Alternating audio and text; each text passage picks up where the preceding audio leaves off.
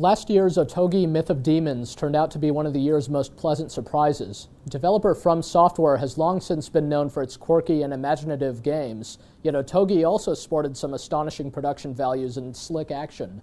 In the game, players assume the role of Raiko, an undead swordsman charged with cleansing medieval Japan of a demonic infestation. In the newly released follow-up, Otogi Hyaki Tobatsu Emaki, or Otogi 2, Raiko is joined by 4 new playable characters and will once again take on legions of demonic foes in a series of really beautiful yet highly destructible levels. While the game currently isn't slated for release on these shores, let's just say you're going to wish it was. Though Otogi 2 features a greatly expanded and very cool cast of playable characters, it essentially plays a lot like its predecessor.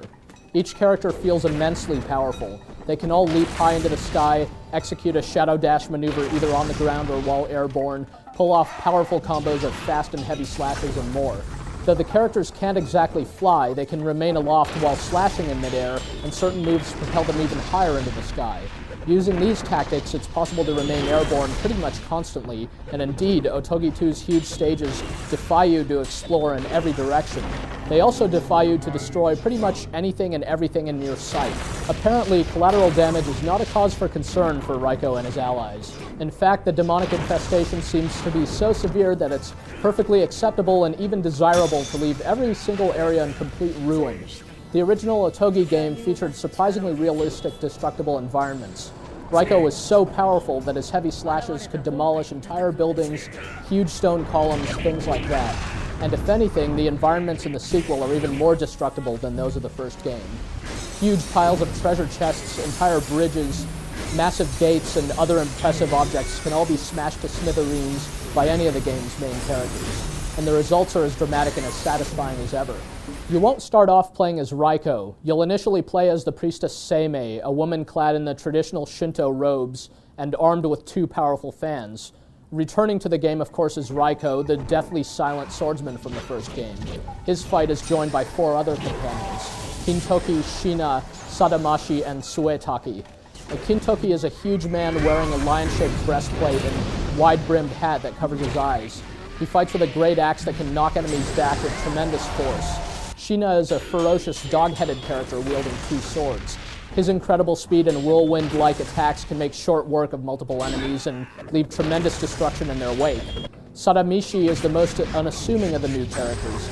She looks like a young girl clad in priestess's robes, but her massive scythe is indicative of her true power. Finally, there is Suetaki, the strangest of the new characters. This tree spirit can virtually fly, and while it has no arms, a razor-like spinning wheel on its back can deal huge damage to all of its enemies.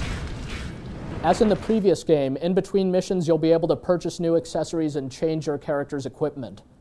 Now you may also choose from multiple different stages at a time, in addition to choosing from the multiple playable characters.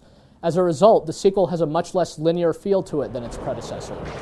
So if you find a particular stage to be too difficult, chances are you can simply choose another level and gain some experience that way, or try it as a different character.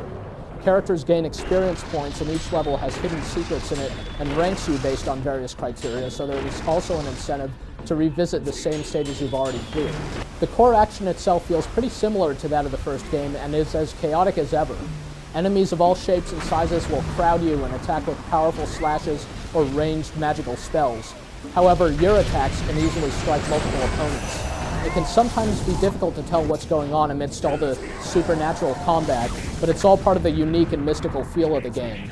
One thing we clearly noticed is that Otogi 2 has a much more lenient learning curve than its predecessor, in which Raiko started off very vulnerable.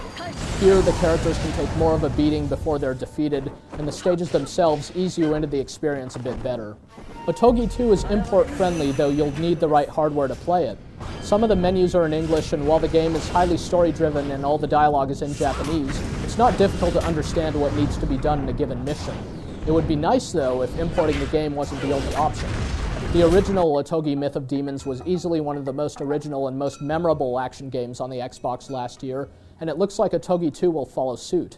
The original Otogi received an extra coat of polish and excellent voice work for its translation into English, and should Otogi 2 see a US release, we can only hope that it gets the same lavish treatment.